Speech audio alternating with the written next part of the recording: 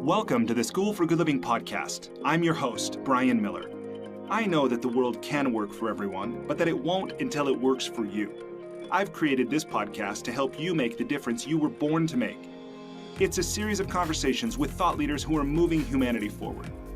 Most of my guests are authors, and in each episode I explore their life journeys and the work they do. I also ask them to break down how they've gotten their books written, published, and read, so that you can use these same strategies and tactics too. So, if you have a mission, a message, and the motivation to share it, this podcast is for you. Welcome to the School for Good Living. Peter, welcome to the School for Good Living podcast. Thanks so much for being here. It's great to see you. You too. So, Peter, in just a moment, I want to ask you to share a little bit about who you are and what you do. But before we get to that, I want to start with the question, what's life about? I like the softball, easy, let's just sort of glide right in the interview. What is life about? There's so many different ways to answer this. And actually, one of the things about life, I think, is that what it's about is constantly changing. And not only constantly changing by, the place in life that you're in, the family that you're in, the stage of life, but literally moment by moment, like what life is about in this moment that I'm with you, on this podcast, having the conversation. Life is about connecting with you and communicating in as clear a way as I know how, as thoughtfully as I can, responses to your questions and to sort of try to pinpoint what I feel about things, like what is my life about. And it's, and the moment before this, my life was about, nourishing myself in a crazy day by pausing for a few moments and eating something that was healthy. So it's like there really is a moment by moment what life is about, like a real mindful present moment, like what is life about in this moment? And that's going to be different in the next moment. And from a bigger picture, what is life about? I think it's an interesting question because we can wax philosophical about it. And we can also look at the ways in which we live our lives and let that sort of speak for what life is really about. So I could say whatever I want to say about what I think life is about. But when I actually look at my life and say, how have I chosen to the best of my ability to live my life? I would say that life is about really deep connections with people that I love. Life is about moments of pleasure. And actually, what I'm coming to realize is moments of pleasure that don't, again, to the best of my ability, that aren't fleeting in a way that quickly become destructive. So, the example I'll give you is the moment of pleasure of a bath is different for me than the moment of pleasure of eating ice cream. And in fact, I've recently cut out sugar and flour from my diet. It's been about 2 weeks now. And I feel amazing, and it's a trade-off of these sort of momentary addictive pleasures for, the deeper pleasures that have a lasting impact that I consider to be positive. So pleasure is a huge part of what I think about in terms of life, and being thoughtful about how to have those pleasures in a way that are sustainable for me and for the world is a really, really important element of that. And life is about contributing in some way where I'm doing good work for something bigger than me. When we'll eventually talk about leading with emotional courage, but the book is broken up into 4 parts, which is confidence in yourself, which is really like a true confidence, like not an arrogance and not a sense that you can do everything, but a groundedness and a clear sense of self. Right? It's security, not insecurity. Arrogance comes from insecurity, right? Confidence, true confidence comes from security. Connection to others is the second. Commitment to a larger purpose is the third. And then emotional courage, which is the willingness to feel pretty much everything, right? Which allows us to then be confident in ourselves, connected to others, and committed to purpose. And so when I think of the bigger picture and I'm listening to myself talk, I think I sort of got it right with this book, which is, I think, the bigger picture of what life is about is really being grounded and connected to yourself, connected to others, committed to something bigger than both you and them that you care deeply about without losing your connection to them and yourself. And then being courageous about what you're willing to feel so that you can follow through on what's important. Beautiful perspective. Thank you. I've never heard anyone describe that the purpose shifts moment to moment, but you've given me something to think about, new view.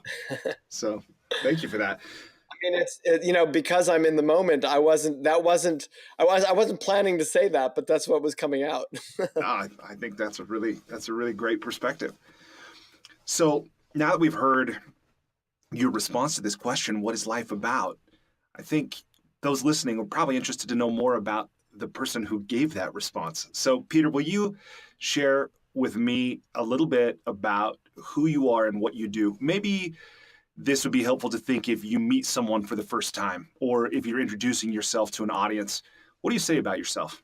I have the sense of two different directions, and I'm going to follow my first direction, which isn't necessarily your second direction. Okay, fair enough. which is I'll get to what the audience is, but when you say tell me about yourself, the immediate response isn't what I would necessarily say to audiences, and maybe it should be. So, but I'll tell you what comes up for me, and then I can give my more professional response. But the things that just immediately come up with me is I adore my family. I like my wife Eleanor and our kids Isabel, Sophia, and Daniel. And even though it's sometimes the opposite of sugar, which is that it's like a little hard to commit the time, as opposed to like easy to commit the time, but then you resent yourself for having done it afterwards. That's sort of what eating sugar is for me. Spending time with my family is paradoxically a little hard for me to do because I tend to be very attracted to doing work and engaging in the sort of stuff I do out in the world. And then when I do it, like last night, I stopped work and had dinner with my kids at 5, and then we watched a movie on a Monday night.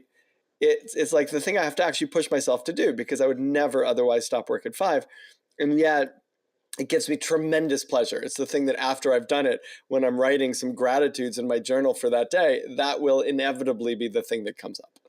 And so I think, who I am as a person, the fact that for some reason in my head, it keeps coming up that I adore skiing, and I teach skiing, and I used to be a ski racer, and I ski every weekend in the winter. And I love teaching. And I think at heart, I'm a teacher. It's not that I come up with such brilliant, creative new ideas, but I think I'm pretty good at expressing them in a way that moves people and also makes them very practical and concrete. And I love doing that. I love that aha moment for myself. Someone once said about me that that quote, I think, therefore I am, that for me, it's I learn, therefore I am. And I think that actually sticks for me, that I really love learning. And I love doing things that I have to struggle with to do, but then feel really good afterwards. Yeah. I kind of like the struggle, even though I don't like the struggle, but writing is one of them. Sitting down and writing, it's so hard to get myself in that seat. I was just actually writing an article for Harvard about that very moment, just this morning. But it's very hard for me to get in the seat. But once I do, I really so adore being there and having been there. So those are the things that just come up for me. And in terms of, the professional, what I do out there in the world is, and here's how I think about it, is I try very hard, both for myself and for other people, to help them close the gap between what they know and what they do. So if you think about any of my books, I've written 4 books now, and they're all in some form or other kind of saying, look, we want to connect with ourselves, connect with others, connect to purpose and the emotional courage piece. And we all know much more than we act on. We all have better intentions than we live up to. And for some of us, the chasm between intention and impact, is huge or small. But but it's always there, and it shouldn't be in many ways. Like, why don't we do the things we know we should do? Why don't we eat healthy? Why don't we exercise? Why don't we get enough sleep?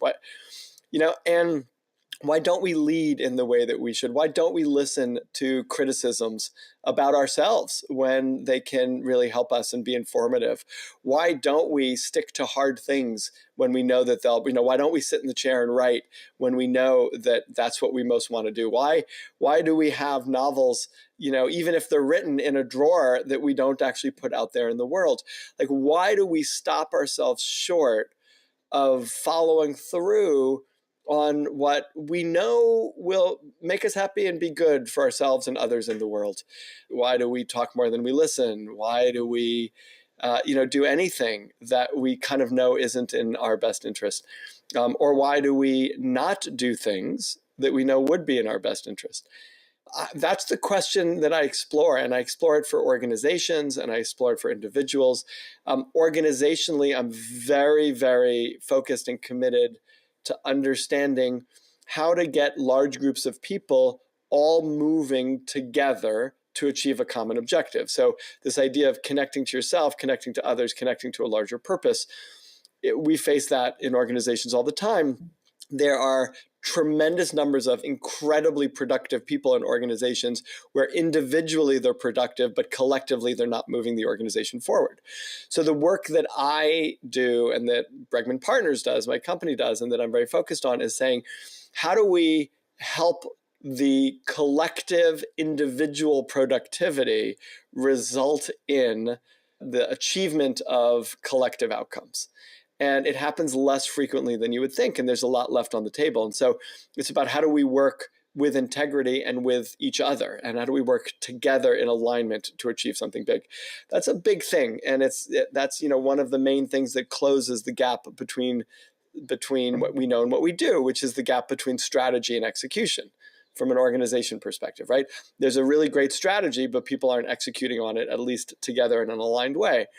So I'm really interested in helping people move move forward together in a way that achieves the things that are important to all of them. Well, and as you've done this work, you work with CEOs. So obviously, as you work with an organization, working with the people who lead those organizations is a critical part of that. And that was actually one of my questions for you, and I feel like you've answered it, but I want to give you a chance to more fully answer it in case what you said isn't really the full answer, which is, why CEOs? There's a simple answer to that in many ways, which is that when I'm with the CEO, I tend to have to do less convincing and more helping.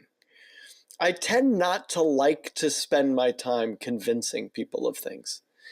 That's just a personal thing. Like, I'm not such a sales guy in that particular way, but I really love teaching. And I find that when the CEO is bought in, when I have that conversation and they agree, I tend to be able to develop trust clearly because, I'm tested kind of early on, and they figure out whether they think I know what I'm talking about or not. And I wouldn't be working with them if they decided that I didn't know what I was talking about. And it's very rare that someone tells a CEO they have to work with me. So it's usually their choice. So they're saying, yes, I'm going to work with you. I'm going to pay money to work with you. I value your advice and your perspective. And now I'm in a position with dealing with the person who has ultimately the most power in the organization to make decisions and drive change, who has an ear that's leaning towards me that says, I value what you're bringing. I'm willing to pay you to give me advice and to help me move forward. And I trust that you can be in partnership with me effectively to help me do what I need to do as the CEO to move this organization forward. Mm-hmm. And then we can roll up our sleeves and get to work. And what I find is when I'm in other places of the organization, and it's not just CEOs, I could work with leaders of businesses, but when I'm in the middle of an organization, I find I have a harder time getting traction on the things that I want to get traction on. And I'll give you a quick example, and it involves a financial decision, so I hope it's not crass, but it's an interesting example. Where I was working with the head of strategy for an organization, and she was trying to bring me in to run an offsite. And it was a financial services organization. And she really, she knew me from work I had done in another organization. And she, wanted to bring me in, help structure this senior level meeting. It was a strategy offsite with the CEO and all of his direct reports. And I gave them a price, which was reasonable. I'll just say it was a reasonable price. I mean, it wasn't inexpensive, but it wasn't a crazy fee. It's what you would pay. And the CEO, over the course of 3 different opportunities to run strategy offsites over the course of a year, kept saying, no, I don't want to pay that. No, I don't want to pay that. No, I don't want to pay that. I'd had one brief meeting with him at some point early on, but otherwise all of my conversations were with the head of strategy. And the head of strategy was like, I'm so sorry. And I continued to help them in whatever way I could help them, but I wasn't going to run the strategy offsite. And this was a far cry from a not-for-profit. It wasn't something that I would say, okay, well, maybe they can't afford it. So they just didn't see the value in it, and I wasn't willing to do something that they didn't see the value in. So it was, over a year. And then I get a call from the CEO who says, hey, Peter, can you come meet me in my office sometime today? I need to talk with you about something. And I looked at my schedule and I go, look, I've got a 30-minute window to have a conversation with you. I'm going to be riding my bike there and back, just so you know, because that's kind of what my day looks like. But I can meet with you for 30 minutes. And he says, okay. And I thought he's going to try to do one of 2 things, right? One is he's going to try to convince me to do this for a lower fee, or he's going to try to suss out whether I'm worth it, right? Because he hadn't really done that. So, and I tried to get access to him before and I wasn't able to get access to him. So I come to the meeting and he sits down and he says, all right, Peter, I don't want to talk to you about this offsite. I'm facing a personal issue, like a leadership issue, and I want to just talk with you about it briefly. And he gives me the issue. It was not what I was expecting him to say. So I sit there for 20 minutes and I think about the issue with him and I help him to understand, to frame it and understand what was really going on and help him. So 20 minutes later in the conversation, he says to me, Peter, this was great. This was amazing. This is exactly what I needed. Thank you so much. I don't actually want you to facilitate the offsite. I want to hire you as my personal advisor, coach and advisor to do this work. And I said to him, listen, that's my sweet spot. I'm very happy to do that. I do this all the time. I'm very good at it. You have been protesting bringing me in to run strategy offsites for over a year. And this is with your entire team. And to bring me in as your personal advisor is going to literally cost you 10 times. Literally, it's going to cost you 10 times what you have not been willing to pay for me to come and work with your entire team. So I just want to let you know that and he didn't even let me finish. He said, done. Wow.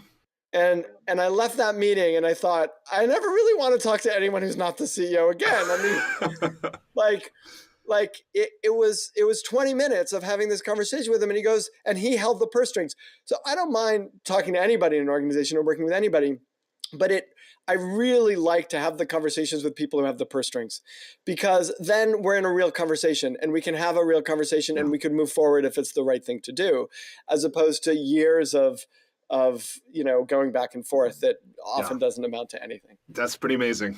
Now I have this image of you on your bike riding through the streets of New York, avoiding peril. Yeah, what he said, which is kind of funny, is what he said when I was leaving and I picked up my bike because it's a folding bike and I walked out. And I mean, it also tells you, he goes, oh, I hope my driver doesn't hit you. And then I thought, we're living in slightly different worlds, he and I, but Yeah. Well, one of the things that I heard you talk about as I watched some of your videos online, you talked about a moment that often comes in your work with CEOs, where you work with their teams and you talk with each individual and you learn what are the things they can't talk about. Like, what are the things that just don't get discussed, the things that are off limits? And then you bring them together and you have that conversation. Will you tell me about why do you do that? And what does it do for an organization? And why do those people not have those conversations in the first place? It's a great question. And all of those questions are great. If you think about what holds us back from moving forward on things, especially with others that are important to us, it's rarely things that are actually on the table that we're talking about. So if something's on the table and we're talking about it, we're probably comfortable enough addressing it. We're probably willing to have the conversation, right? Because we put it on the table. And it's not this sort of secret, insidious undercurrent of something that is, creates fear and that we're uncertain about, and something that we don't want to address. And if you think about the things that we're stuck on, we're probably not having the conversation that we need to have in order to get unstuck on it. And there's a reason for that. There's a reason, because we're afraid of the outcome, because we might be fearful. I'm in conversation with an organization, not-for-profit organization, and working with a little bit with the board and with the head of the organization. And they are both talking to me about things that they're not talking with each other about. And I see this all the time. All the time. People are willing to talk to me about things they're not willing to talk with each other about. Now, that's sort of my job, right? So I'm okay with that, right? I mean, my job is to listen well enough and be open enough and be the kind of person that people are willing to talk to enough so that I can unearth what's really going on in an organization. It's not easy to do. And there's reasons why people don't want to talk about things. And I keep things very confidential. So I never share something that I'm told I can't share or is confidential. So I'm trustworthy in that conversation. So people tell me stuff, and then I see stuff, and I see what people aren't talking about. And I would say 99% of the time, what they aren't talking about is preventing them from moving forward effectively. And sometimes it's secrets, and sometimes it's just the fear of the confrontation. Sometimes it's the fear of the outcome. So in the not-for-profit situation I'm talking about, people are afraid of having a conversation that might result in a real challenge for the organization. So nobody wants to be the person who says the thing that makes someone throw their hands up and say, forget it, I'm out. Right? Nobody wants to be that person. And so no one's having the real conversation. And the advice that I'm giving everybody who calls me, and I'm getting lots of calls from people in this organization, is be caring and be truthful. And if you speak with care, with love, I mean, really with love, like with care for the other people in the room, for the organization, again, connected to yourself, connected to others, and connected to this larger purpose. If you speak from that place and you speak honestly about what's happening, then you may have to let go of the outcome, but you will be happy with the way that you've showed up. So one of the things that I'm trying to guide people in is to say, show up the way, no matter what happens, you will look back and say, I'm happy about the way I showed up. And oftentimes, I don't advise people that particularly. Oftentimes I say, understand the outcome that you're trying to achieve, and then be strategic and intentional about what you're going to do to achieve that outcome. That's the strategic way to move. But on issues where there's a challenge, and that's a smart way to move, but on issues where there's a challenge in the organization, or there's a difficulty, or things are stuck, then pursuing the outcome turns into, rather than a smart strategic move, a kind of manipulative, scared move that avoids the real issues that need to be on the table. And at that point, you really have to forget about the outcome. You have to let go of the outcome and go and recognize that the issues that we aren't talking about are the issues that ultimately are stopping us from moving forward collectively together as a group, and we have to put them on the table. And by the way, putting them on the table one-off conversations almost never works. You actually have to put them on the conversation with everybody there. You have to create a sense of and mood of transparency to say, look, we cannot be afraid as a group to talk about this hard stuff. We have to put it on the table and we have to move forward. Now, you also, besides care and honesty, you want skill, right? You want to be skilled in how you do it. You want to be as unmessy as possible. You don't want to share these undiscussables in anger. You don't want to scare them. You want to make sure that out of caring, you're not trying to, put someone down or show how you're smarter than them or the bigger ego.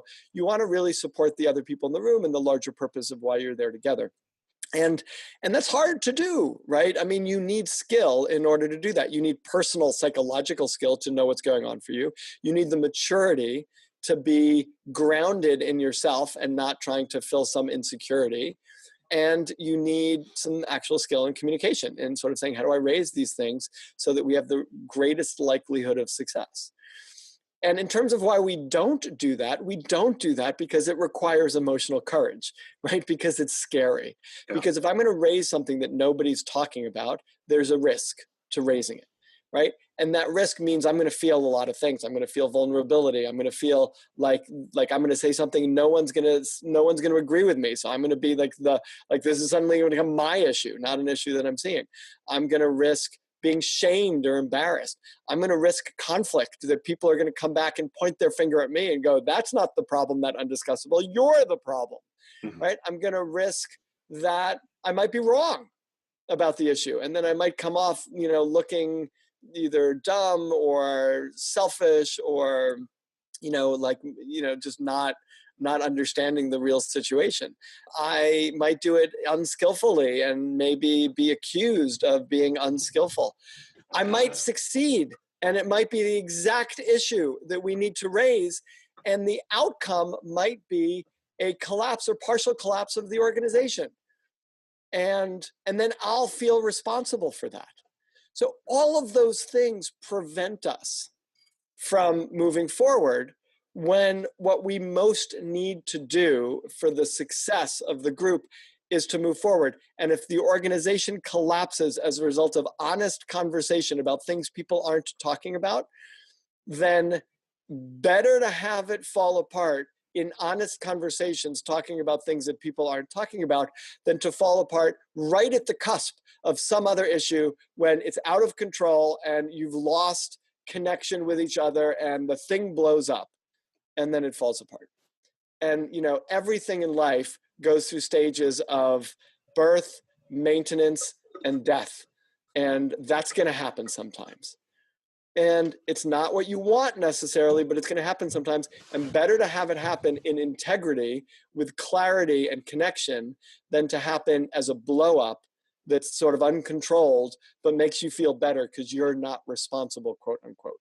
So I have found the greatest headway we ever make in organizations is when we're really able to talk about things. And by the way, there's this other thing that I'm not talking about, which is I've seen organizations fall apart and teams fall apart and relationships fall apart much more often when they don't talk about things that they need to talk about than when they do talk about things, even when they're afraid that talking about those things will make them fall apart.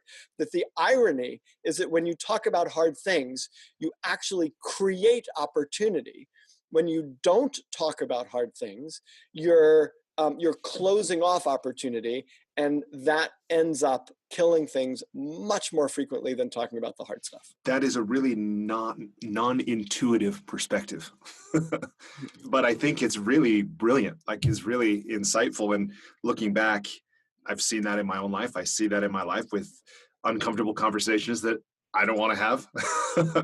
But what you're saying gives me a new, honestly, a new courage and a new way of thinking about it, about the value of it. I mean, I once heard someone say everything you want is on the other side of an uncomfortable conversation. I like that.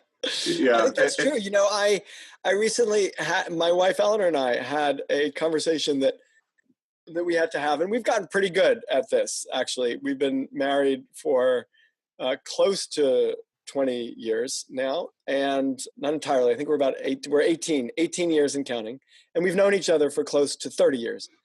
And we've had a lot of hard conversations and we've gotten really good. And that doesn't mean that the hard conversations go away. It's not like, okay, we've had 30 years of figuring this out and lots of hard conversations, so now we're done.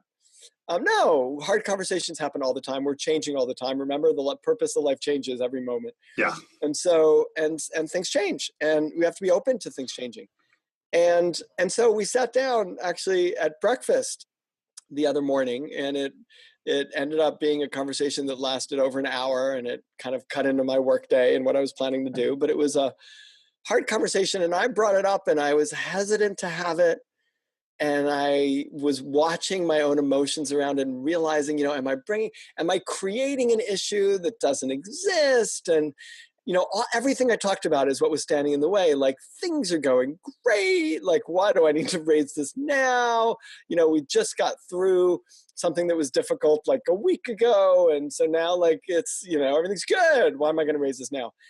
And then I realized I'm going to raise it now because it's on my mind. And because I know myself well enough to know that even if I don't fully understand it, I trust Eleanor enough and I trust our relationship enough to know that I could put it on the table and we can talk about it. And somewhere during that conversation, I'm going to understand what's going on for me. And I will have respected my feeling enough and respected her and us enough to know that it's worth putting on the table. And she received it beautifully. And truth is, she got a little defensive, and I didn't, because I was bringing it and I was able to sort of stay grounded. And she very quickly moved out of defensiveness, and very beautifully, very skillfully. And then I figured out what was going on for me, which wasn't what I originally came to talk about, but I was able to own stuff that was going on for me. I wasn't accusing her of anything. I was just sort of saying, she was involved in this thing. I'm not going into the specifics because it's personal. Sure. And, an hour later, we left more in love with each other and more connected, and having learned each of us something about ourselves and each other, and collectively, our relationship that we hadn't known before. And it was like, that conversation, which I might have written in my conversations to dread journal the night before, which I don't actually have, but if I did, that's what I would have written in there, or that morning, because it really kind of came out in part from a dream that I had that brought up some feelings. I was able to write in my gratitude journal, like, we had this really hard conversation. It was amazing.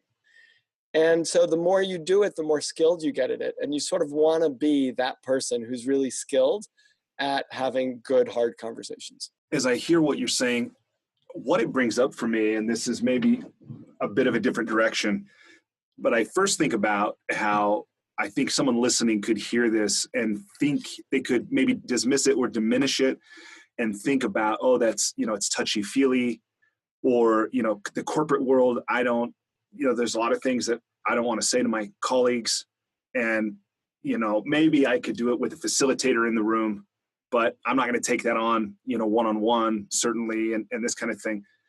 And to be honest, like, as I hear what you're saying, and even like, you're aware of dreams and what feelings those raise for you. And I think, like, my experience is a lot of people who are successful in life, it's my view that they're actually not particularly in tune with their own internal state, what's going on with them emotionally, maybe, they don't reflect much on their dreams. And I know, this is just my view. I could be reading it wrong. Some of what I've been learning recently, and for example, I just got back from a few days in New Mexico with a Native American healer. And he's talking about masculine and feminine energy, and about, the masculine energy is very outcome oriented, and it's not particularly sensitive, and this kind of thing. And one of the things I wonder where I'm going with all this is, what do you think about, your own work? And do you encounter, like, when people bring up, do they say, oh, it's touchy-feely, or even honestly, this masculine, feminine energy, does that ever factor in to the way you discuss these things? And what, if so, like, what are your thoughts about that? God, there's so many elements to that question. It's awesome. So let's start with how we define success, because you sort of said a lot of successful people. And, I know a lot of people with a lot of money. I know a lot of people with a lot of money. I could just stop there. And I know a lot of people with a lot of money who are very happy. And I know a lot of people with a lot of money who are sort of angry or depressed. And so it's really clear to me that, and everybody says this, and of course, if you have enough money, it's the luxury to be able to say this, right? Although the research bears it out, that, above a certain level, above poverty line and above a certain level, it's really true that financial success, or certainly titular success, like the success of your title or the success of your position, does not make for happiness, right? It's just not. I mean, it makes for some element of financial freedom, and it makes for some element of power. But in terms of feeling successful, a lot of the most successful people I know are so successful because they don't feel successful. Right. Right. It's just such a paradox. Yeah. They don't feel successful, and that drives them to keep pushing themselves. So their success is born of an insatiable insecurity. Yes. And that insatiable insecurity leads to depression. And I've seen a tremendous number of incredibly successful people peak in their careers, and anything after that, and there's always, if we're lucky, something after that, right? Assuming we live that long, there's something after that. And even if you're esteemed and respected in the community for what you have done, you don't matter in the same way that you used to matter. Mm-hmm. And if you live with the necessity, the insecurity that requires that you matter in a certain kind of way, that you hold purse strings, or that you can lift a finger and create things, or you say things and people are listening really, really carefully because, you might move markets, or you might provide an opportunity for them. It's like, if that's what fuels you, you will almost assuredly end up sad and depressed at the end of your life. It's like a recipe for it. And so it feels to me really, really important that there's an element, of what I do organizationally that is about helping people move and work effectively together to collectively and in alignment move an organization forward. Absolutely. That's it. There's an outcome to that, and there's a focus to that. In terms of being the kind of people that we want to be in our lives, I don't buy the distinction between soft and hard skills. I just don't buy that distinction. I don't know what it means, honestly. I mean, I'm being honest. I'm not being cagey. I don't actually know what it means. Mm-hmm. Is it a soft skill to be able to have skillfully a difficult conversation? And by the way, I'll do a quick plug for facilitators, myself included. I think there's nothing wrong with saying I need someone else in the room in order to have these difficult conversations. I think get the support that you need. My wife, Eleanor, and I are running actually right now a relationship workshop for interfaith couples, right? I'm Jewish, she's Christian. It's part of something that we're doing for our synagogue. And she's actually, as far as I know, she's the only minister on staff at a synagogue in anywhere actually in the world. Probably, I might be wrong, but that's as far as I know.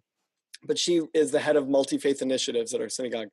And she's a Christian minister, and I'm Jewish, and our kids are Jewish. And we're holding a multiple session workshop for couples. And one of the things that's really, really clear is there are some conversations that you as a couple have to have that you either don't have the skill or the comfort to have on your own. And our suggestion is don't have it on your own, but don't not have the conversation. So have it in the workshop, or raise your hand and say, hey, Peter, Eleanor, could one of you meet with us separately and help us to have this conversation? Get support to have the hard conversations. Don't not have them. But just the fact that we need often support to have these hard conversations, to me, confuses the issue of hard or soft skills. Yeah. And you and I both know, Brian, and you've had plenty of experience with wealth and with, business and with incredibly successful people. You way more than me, and you more than most. And if I were to ask you, let me ask you, what are the hard skills? And I mean hard skills as in any skill, right? What are the skills that enable the most successful people to actually be successful, to create wealth, to create great leadership, to build great leaders in their organizations, to achieve the objectives that they set out for themselves. Name the top 3 skills that come to your head. Well, when I think of that, I think about whatever their training was. If they were an engineer, if they were in finance, if they were in accounting, I think about like technical skills or maybe the kind that are taught in a university. Great. So that's one of them. Give me 2 other skills. So one is proficiency in their area of expertise. All right, now you're talking about leaders of organizations, incredibly successful people. Give me 2 other skills they need in order to succeed? Well, I think they need the ability to communicate.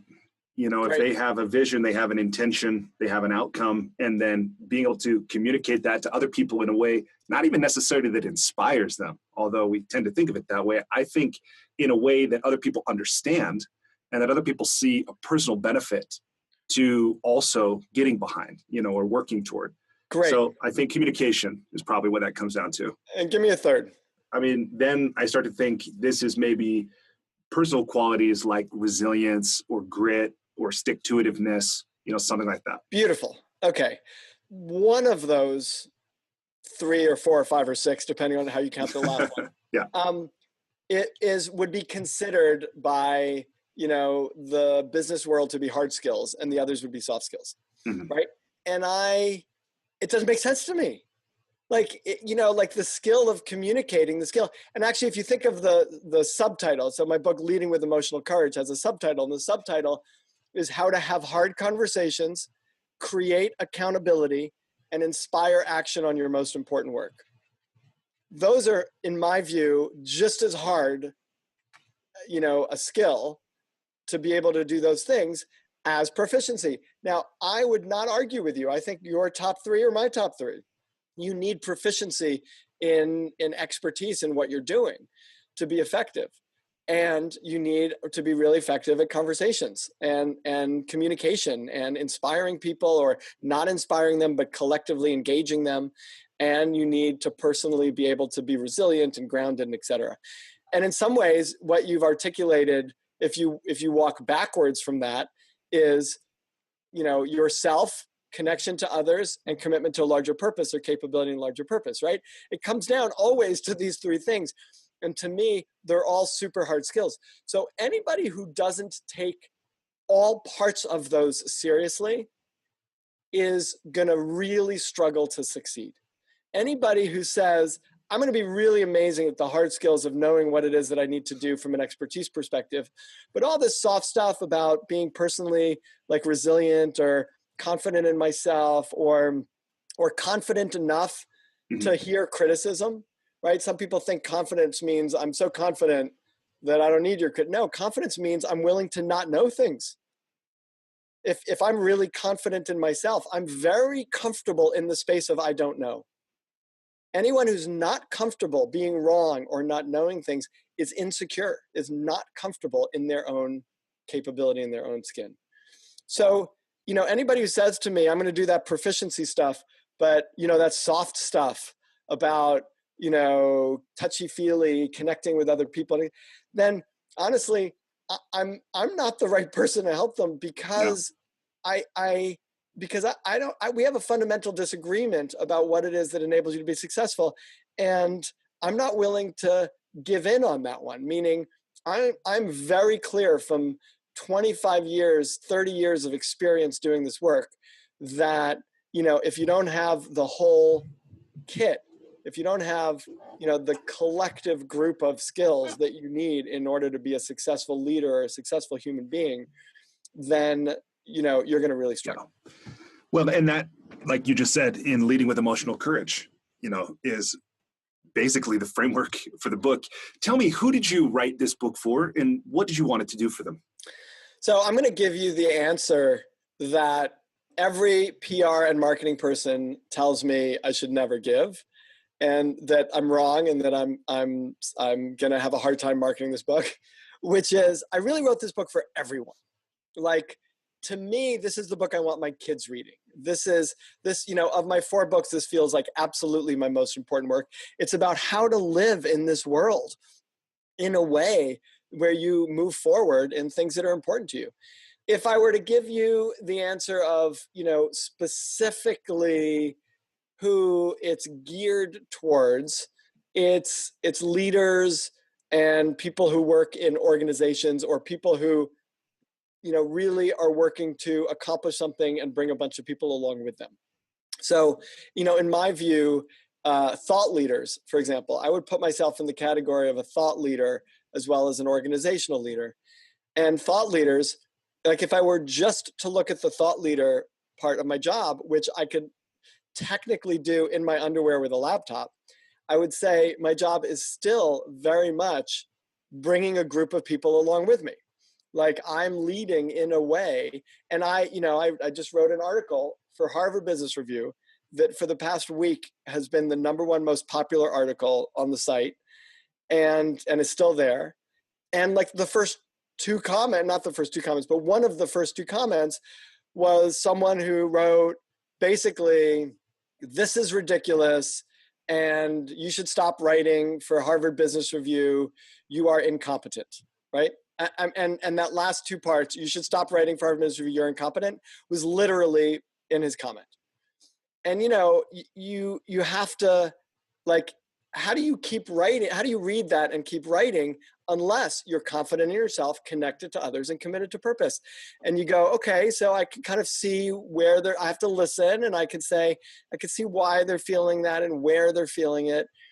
And I could see how they misinterpreted something that I wrote in my article. And then I have to decide, is it worth getting, like, do I think I can respond to the comment in a way that will help him and not be defensive? I know I could not be defensive because while I could feel the impact of the comment, I mean, someone telling me I'm incompetent, I also know that that's not true. And I can see why they're angry and hurt from something that they wrote earlier, which is that they misinterpreted something that I meant. So instead, I could look at it and go, I have something to learn about the way I'm communicating. Maybe I could have made that more clear. Or maybe here's a guy who's pissed off, who rattles off in the comment page, and now he feels a little better, or not.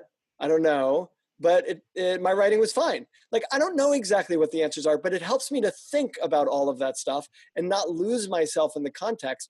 And so I would say, even for someone operating in the thought leadership role, right, where you're not having to quote unquote lead, inspire action on your most important work, I'm still in the job of inspiring action on my most important work.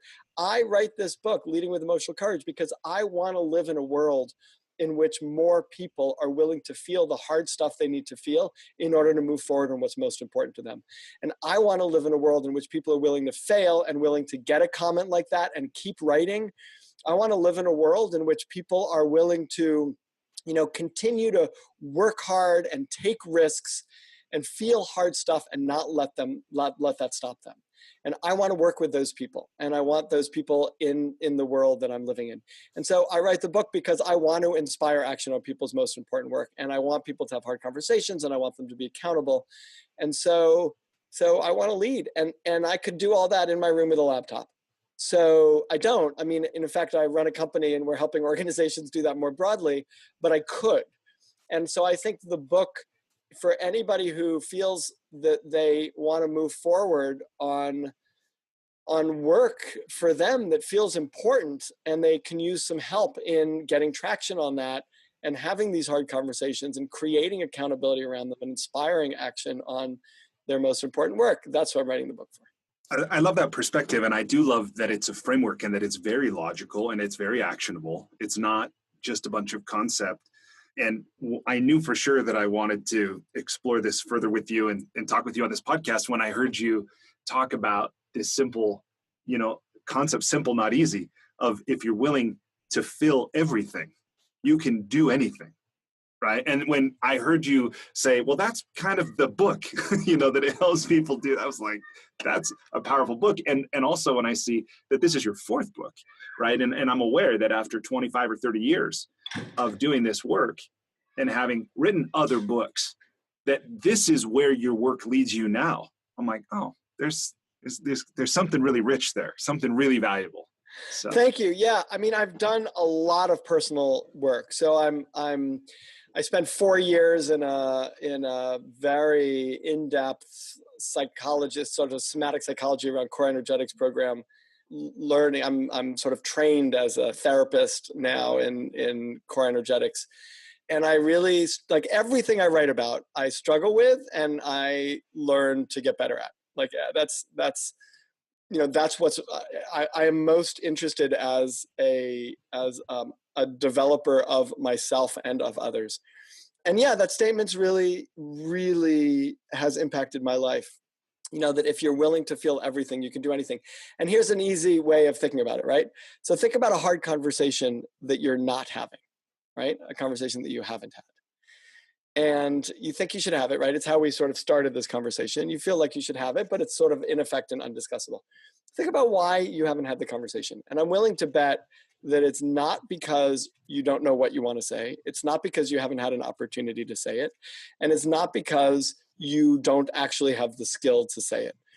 But it's because there's something you don't want to feel. You don't want to feel the disconnection. You don't want to feel the possible conflict. You don't want to feel your own defensiveness. You don't want to feel their defensiveness. You don't want to feel the shame. You might not even want to feel the joy that you might get after having the conversation. I don't know exactly what it is.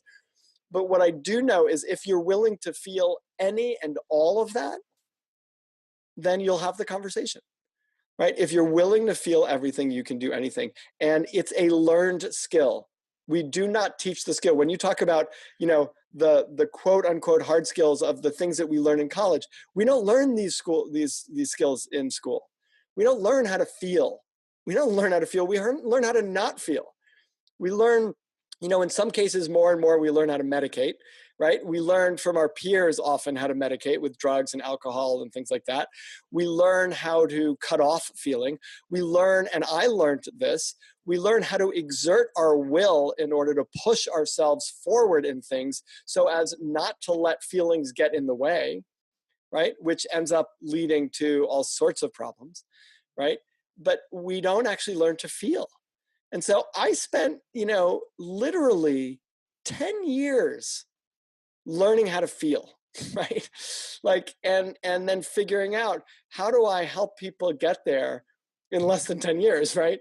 And everybody has some capacity to feel, but to really learn to feel all of those things and just being aware of it, just saying it the way I said it, just being aware that if I'm willing to feel everything, I could do anything, allows you to move forward on things because you realize, there's something I don't want to feel. Well, I could feel stuff. I'm willing to feel this. So now I'm going to go have that conversation. Or if I were willing to feel the risk of this thing falling apart, if I were willing to feel the risk of their anger or my own shame, then would I have this conversation? And if the answer is yes, and you're being intellectually honest, then have the conversation. It's such a powerful, powerful view. I love that. And I love that you've written an entire book that helps people not only more fully understand that, but to do it. I want to live in that world too.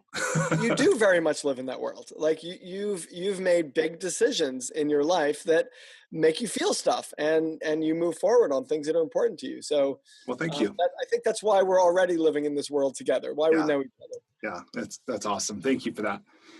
Okay, so here I have 10 questions that I've written to be answered concisely, although of course you can answer as long as you want. And I'm going to do my best to be very succinct because evidence has so far I'm not that succinct. I'm going to do it. And that's okay. You're the guest. So please complete the following sentence without using the words "a box of chocolates." Okay? So please complete the following sentence. Life is like a blank. Awesome ski run. Yes. Okay. What do you wish you were better at? Sleeping 8 hours a night. All right. If you were required every day for the rest of your life to wear a t-shirt with a slogan on it, or a phrase, or a saying, or a quip, or a quote, what would the shirt say? Yeah, the first thing that comes to me is, "You are awesome." But they wouldn't know whether I'm talking about me or them. Could be both. Okay, number 4. What book other than your own have you gifted most often or recommended most often? It's an interesting one. It's a book.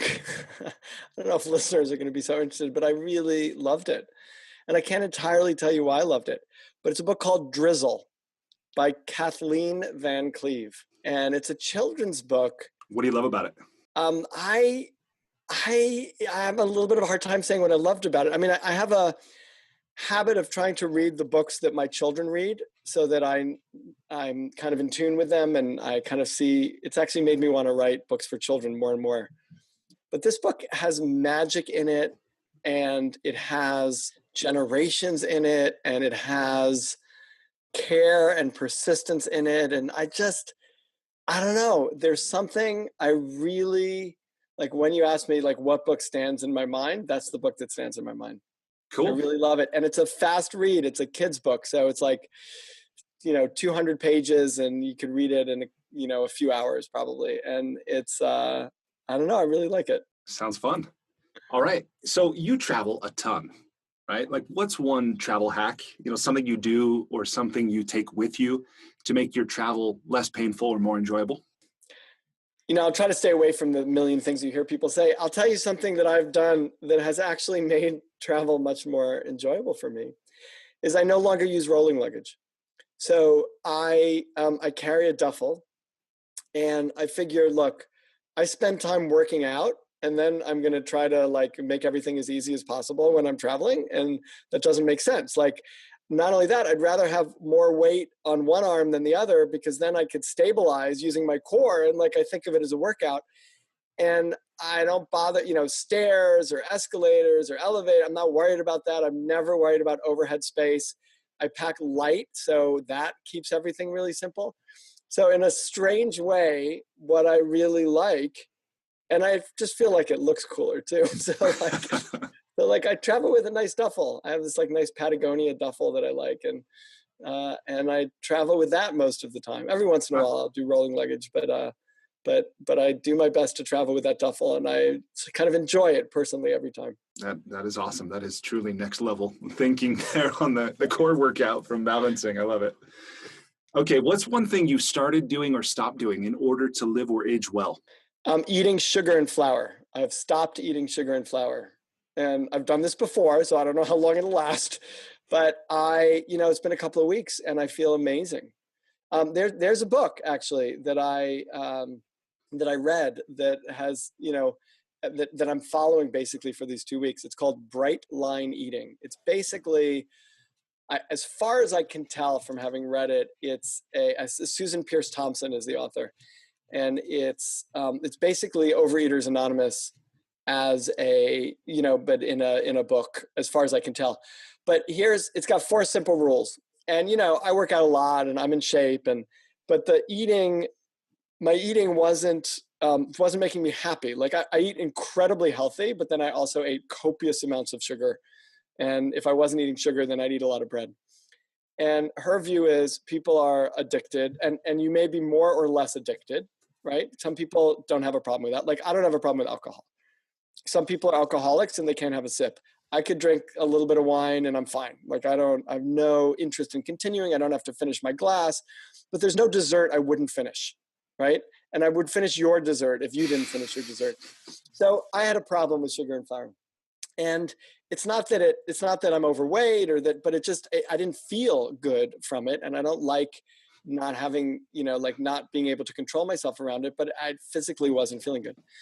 She has 4 rules, right? Which is no sugar, no flour, 3 meals a day.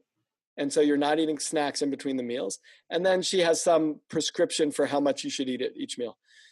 It's been great for me. The no sugar, no flour has been great. So that's the thing I would give up. Okay. I feel like we ought to have a check-in to see how it's going. We should, yeah. Check in with me in a month, one day at a time. Okay. What's one thing you wish every American knew? Honestly, I'm going to, I don't want to peddle my book, but it's why I wrote the book, which is I wish they knew that it wasn't so scary to feel things. And even if it was worth it. And that if we were all willing to feel what we're feeling, it would be far less likely to leak out in these insidious ways that create hate and anger. Sam Keen, who's a lovely man, I spent a weekend with him a few weeks ago. He's 87, and he wrote this poem.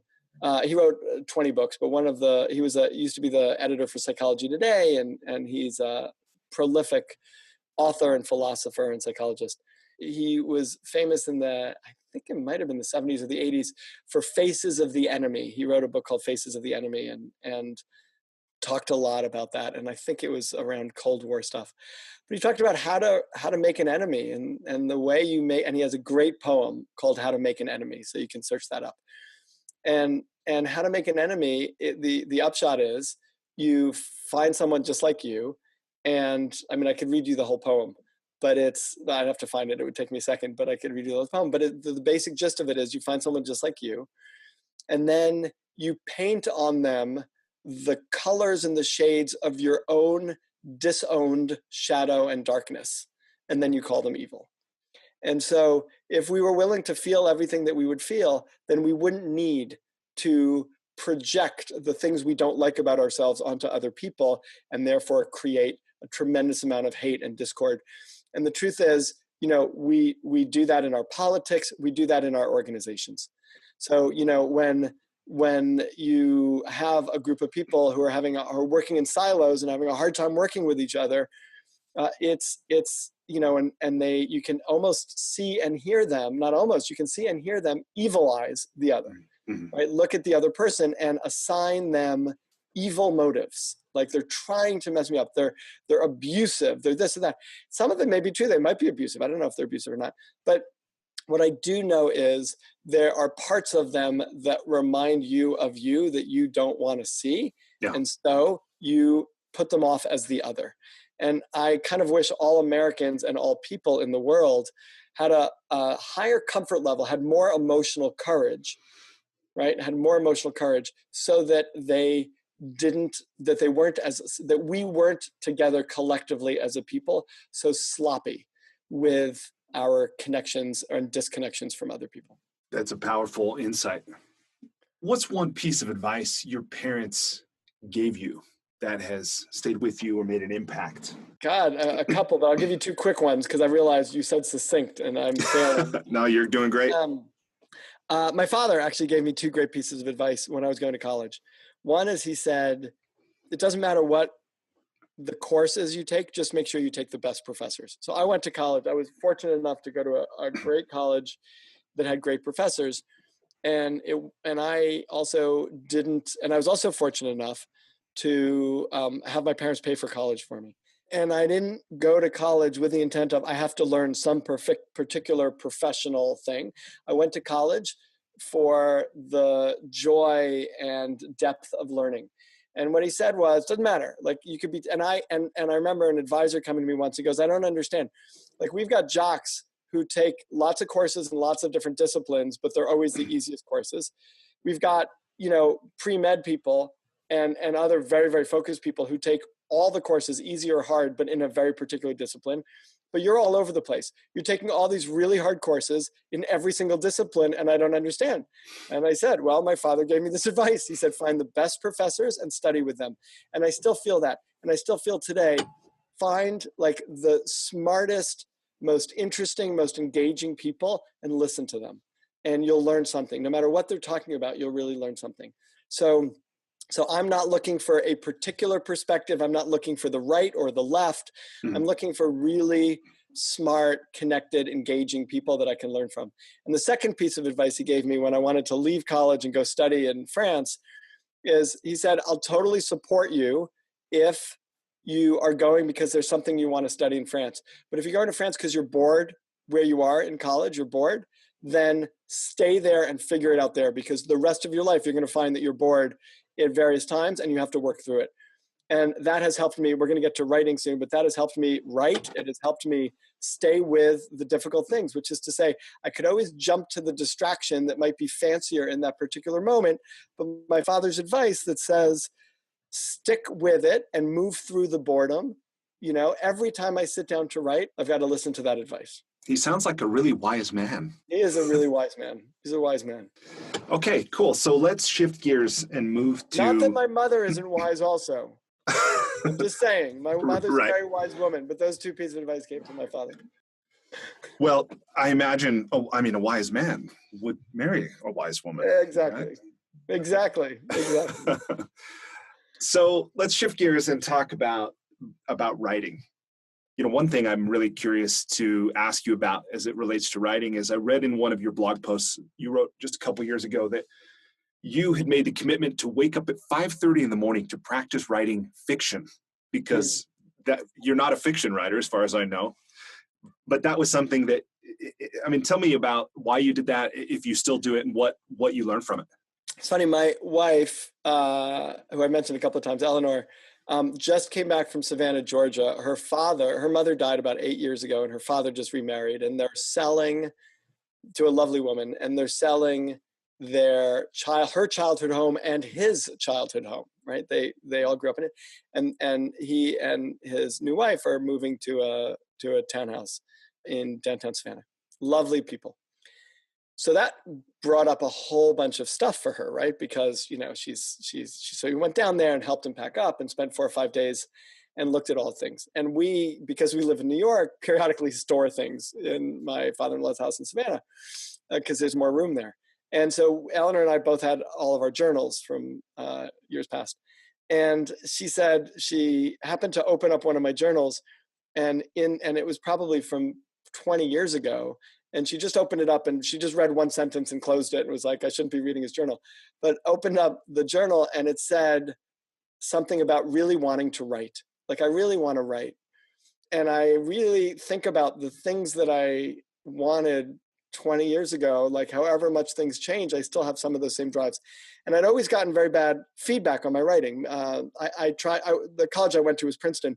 And I didn't get into their creative writing program to take a class, not to major in creative writing, but I applied and I got rejected 3 times to take a class in their creative writing program. And a well-known journalist who is quirky and a friend of mine, Gloria Emerson, who is a professor at Princeton, read my history thesis just as a favor to look at it. And her comment was, thank God the history department doesn't know good writing from bad. And really, not nice. And yet I kept coming back to it. Like, I don't know why. And yes, and then I woke up at 5:30 in the morning and I was writing. And I cannot explain to you why, Brian. I really shouldn't write fiction. Like, it's not what I do. I've written 4 books. I've written countless other things. I think my fiction writing is actually quite bad, but I don't care. I mean, I do care. It's painful sometimes for me to read my own writing, but I have to say, then I write something and I start laughing because I like what I've written, or I think I'm funny, or I love something, and some critic will come and look at it and say it's not particularly good, and it'll give me joy. And so I keep writing.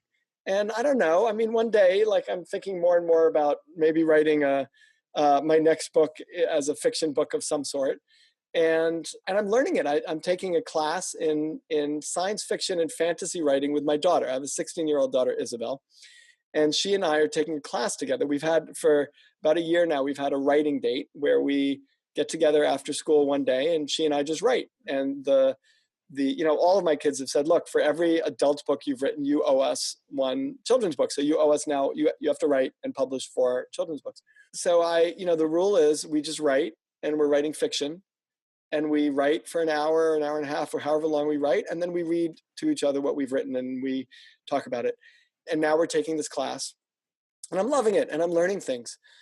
And so the answer is, and I think there's wisdom in this, which is I am really in the I don't know. Like, I don't know where this is taking me. I don't know whether it will take me anywhere. But I know that there is some part of me that longs to write fiction, and I'm not going to quit my job in order to do it, but I'm not going to quit doing it because of my job. Yeah. like I'm going to keep doing it. And maybe, one day, maybe a long time from now, maybe not, maybe in a year, I could be back on your show and talk to you about, my new fiction book. I love it. What's one thing you've learned from that science fiction writing class? Well, it's interesting because I keep learning things, but one exercise that we had to do, it was actually really profound. I just learned this, actually. One exercise we had to do is to take a piece that we wrote in third person, right? Narrative, like there's a narrator. So Peter walked along the block when suddenly, ... and change the point of view. So change the style and point of view. So we're talking about point of views. And so I took this piece that I wrote and I changed it from the character, whose name was Maddie, to I, right? And I talked about I as though I were Maddie. And I loved it. It made a huge difference. All the writing that I do in nonfiction, I'm writing about myself in a sense. I'm used to being first person. And when I got to fiction, as the narrator, I was not intimate enough with my character. And so as soon as I wrote I felt an intimacy. I felt like I am this person. And now I'm starting to feel like them and understand. So even if I go back to third person at some point, I'm going to really think of myself as that person. And maybe if I want to write third person, I might have to write as I at first, and then change all the I's to Maddie or something. I don't know what, but it was kind of a profound insight for me, how much more interested I was in understanding life from the eyes of my character, and how difficult it was for me to understand that life when I called them by some name, but how much easier it was when I really fully identified with the character. You know what I think of when I hear you share that is what I read in Steven Pinker's book, The Better Angels of Our Nature, another Princeton guy. And he talks about how the printing press, after the advent of the printing press, when novels became popular, when finally novels became popular and people started reading first-person accounts of experiences, it was his kind of assertion that was an inflection point in humanity where we developed an emotional intelligence because we could then associate with another person's experience in a way that we hadn't before. So it's interesting to me to hear you share that. And Brian, it's one of the reasons why I like fiction. Like there's an element of my writing which I value and think is important, where I give advice. Like I'm actually helping or doing my best to help people live their lives in a way that they're happy with, and that they achieve things that they want to achieve. There's something I like about fiction, which is not giving advice, right? Yeah. Which is about saying, here's something and glean from it what you will. And I think a lot of our empathy, and there's studies that show that reading fiction positively impacts empathy.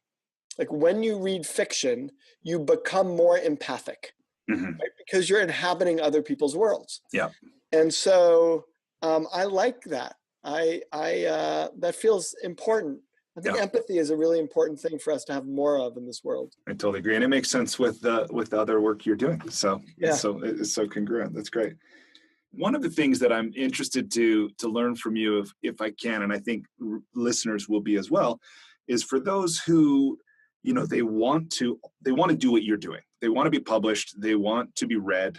They want to know that their work is making a difference for people. But as I talk with people and as I look at my own life journey, I think part of the challenge, we hear this about write what you know, and we hear, find your voice. And I think it's very common that many people don't necessarily know. They haven't found their voice. They haven't got clear for themselves what it is they want to say, or even who they want to speak to or write for.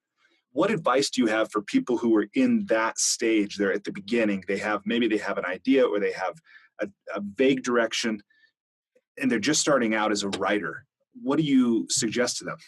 Right. It's really that simple. So I have had many meditation teachers over my life, and they have different methods and they have different approaches, but there's one thing that every single one of them agree on. Every single one of them agree on. And that is, the important thing is to sit. Like, no matter what, whether your meditation is going to be shallow or deep, whether it's mindfulness or mantra or TM or whatever it is, make sure you're taking the seat. That's the one thing you have to do. If you want to be a meditator, if you want to meditate, sit for 15 minutes, sit for 20 minutes. I sit for 20 minutes in the morning, 20 minutes in the afternoon, right? And that's been a transformative experience for me. And sometimes I feel like it, sometimes I don't. And sometimes I sit there and I go, this is dumb. I'm just thinking about everything. I'm trying to think of something, I'm trying to focus, and I'm thinking, and then I just go, okay, I guess that's what's happening for me. I'm going to go back to focusing on what I was, I'm going to go back to my mantra, or go back to, my breath, or whatever it is, however I'm doing my meditation in that moment.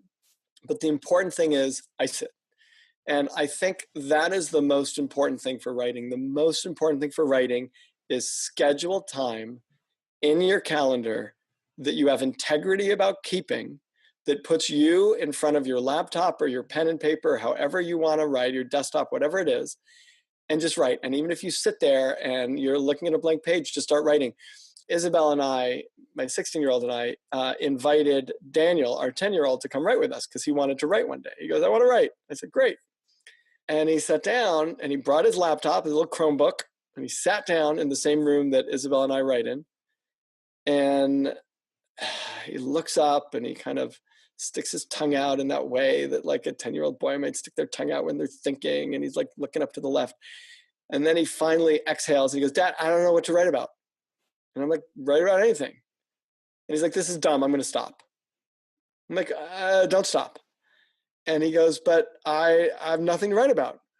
And so then I said, all right, you know how you have been begging us to use your technology during the week?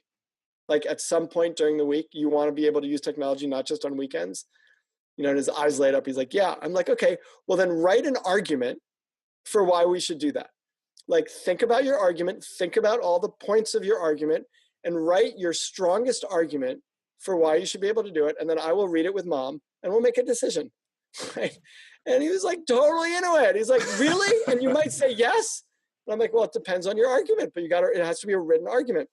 So, and he sat down and he wrote for an hour, right? And in the end, he got 45 minutes on Wednesday afternoon to use technology. Wow.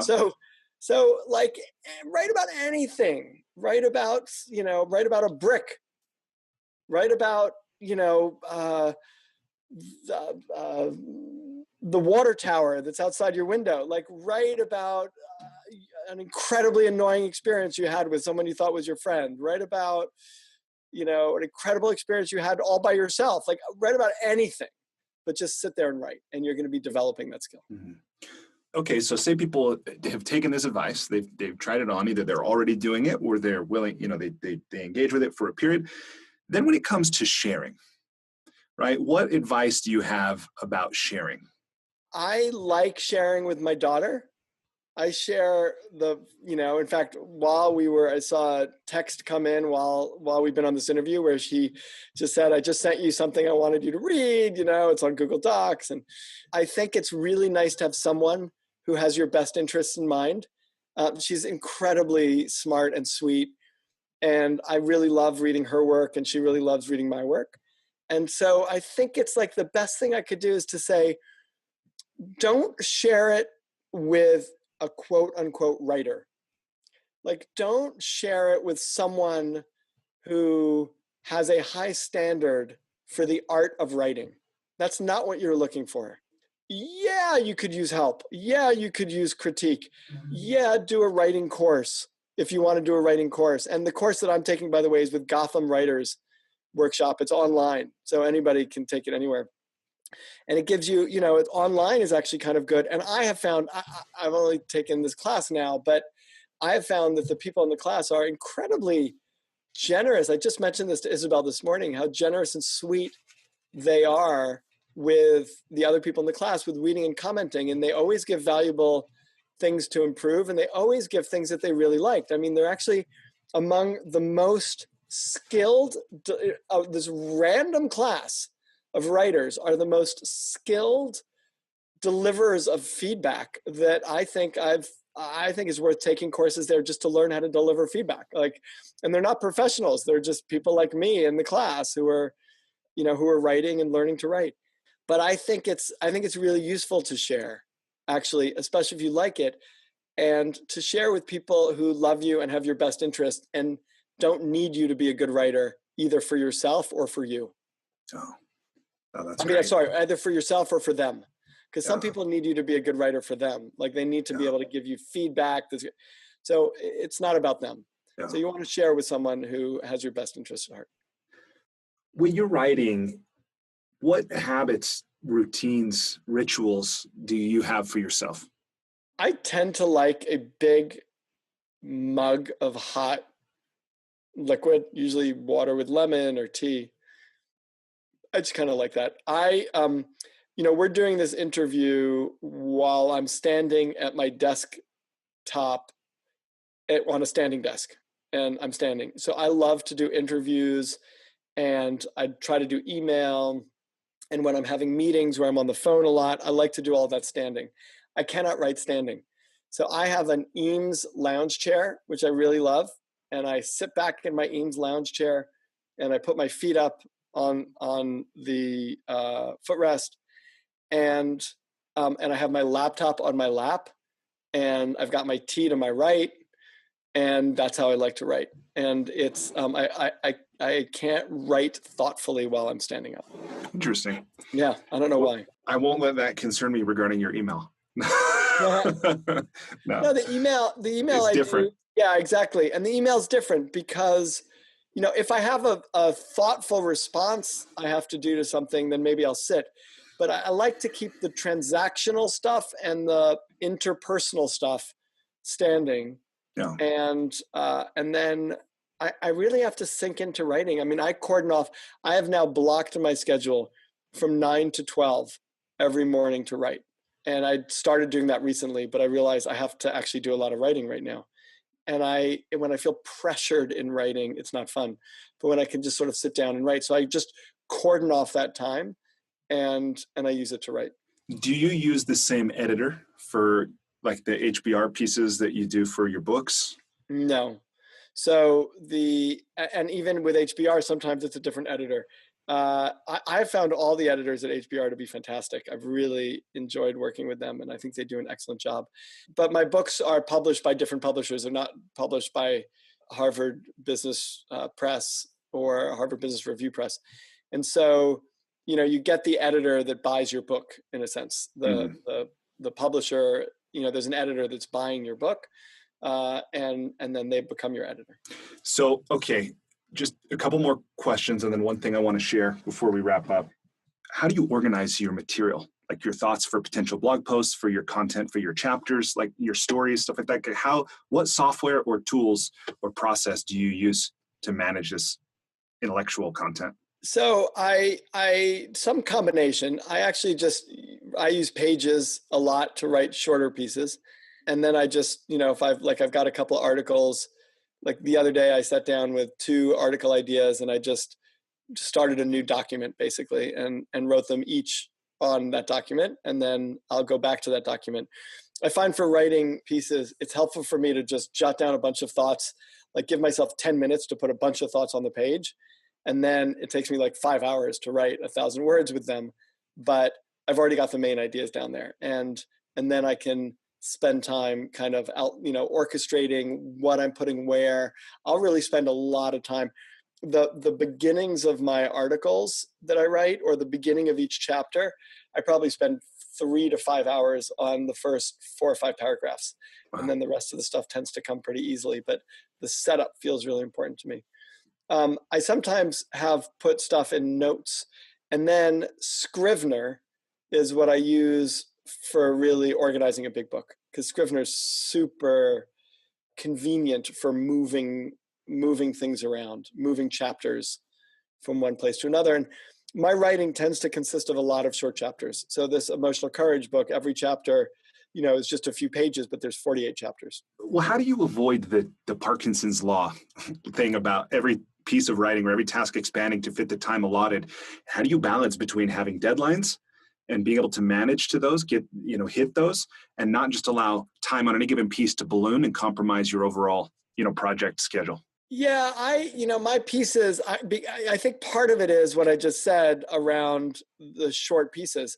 I have a relatively short attention span, and so I like short pieces of writing. So I don't like, when I'm on my Kindle, I have the page setting set so it tells me how many more minutes left in the chapter. As opposed to what page are you on, or the book. Like, I want to know how long I'm going to get to the next place where I could stop. So I kind of write that way, and I almost like my chapters to be able to stand alone.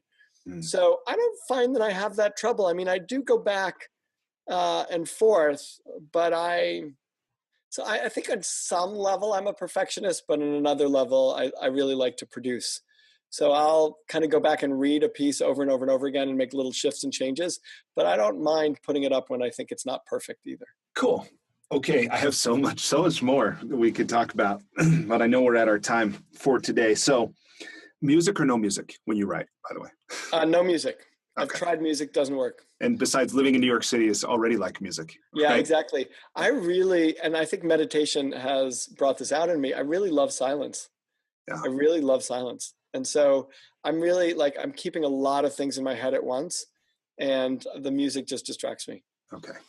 As a way of saying thank you for making time to talk with me today, one of the things I've done is I've gone on to kiva.org and made a $100 loan through our foundation and kiva.org to a woman named bestseller, who is in a place in India called Alirajpur district of Madhya Pradesh.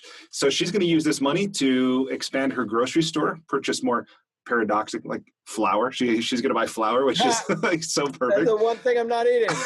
And oil and things like that. That's awesome. So she's a 49-year-old, and she'll use this to improve the quality of her own life and the life of her family and her community. So I love that. Thank you. Yeah. I'm touched. Well, thank you. This was great. I enjoyed it. I think people listening will enjoy it. Let's see, your book is July, right? My book is July. July 11th is the date, although it may come out a little earlier. Okay, cool. They say July 11th, but it ships at the end of June. Okay. From the publisher. Well, good. Well, again, thank you for making time. I'll let you go, and I'll be in communication with you by email. So good luck with your book. Such a pleasure. You're great at this. It was really fun. Well, thank you. Fun. You make it easy. You got a lot of great material. Thanks, Peter. I'll talk to you later. Bye, Brian. I'll see you soon, I hope. Okay. See ya.